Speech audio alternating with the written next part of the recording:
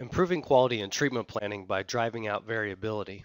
Here on the screen, I have a prostate plan loaded. This is a VMAP plan with two arcs. The quality reports allows you to remove some of the subjectivity out of determining whether a treatment plan is quote unquote good or not.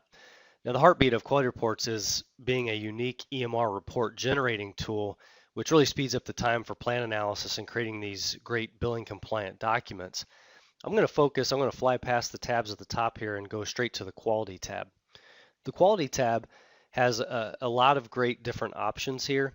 I'm going to start with this idea of something that we're very familiar with when we're looking at determining the overall plan quality. We look at things like target coverage, like organ at risk sparing. We have defined goals from the physician that say, I want this met, or I'm willing to accept this, following a similar mindset with common industry standard protocols.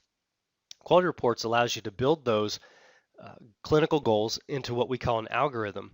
And you can generate some great reports from this. This allows you to look at things in a very aesthetically pleasing way of what is ideal, what is acceptable, and then of course the failure being in red. And you can see all of the metrics associated with this plan that are listed here on the screen. And of course, the desired goals. Now, when we look at this scorecard here, let me blow up a report. You can see that this is driven in a way that once we've collected the metrics from this particular plan that was loaded in, it reports what was acceptable and what was ideal. And of course, we could generate this report and put it into our EMR. Now, if you're interested in establishing a quality system within your department, there is this toggle switch, which essentially what it does is it allows you to convert that pass-fail ideal mindset into an objective score. In other words, completely customizable to you. You can look at things like target coverage and assign a score for each individual metric. Some things like target coverage could be weighted higher than, let's say, an organ at risk metric. It's completely up to you.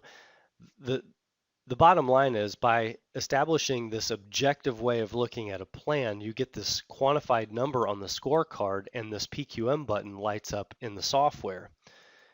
And then what quality reports allows you to do is take that data point and put it into a distribution. This is what we like to call a performance record. And of course, you can include this on your EMR report and your documentation. But in terms of establishing a quality system for continual improvement, we have proven through work with many institutions and also within our own company at ROR that establishing some type of measurement on plan quality allows you to improve and establish benchmarks which you can track over time. And that's really all this performance record is. You can see that there's some great statistical information across the top.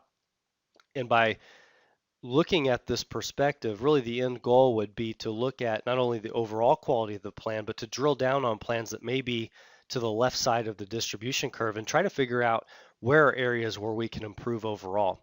So if you're interested in establishing a turnkey quality system for your department, Quality Reports allows you to do this in a nice and efficient way.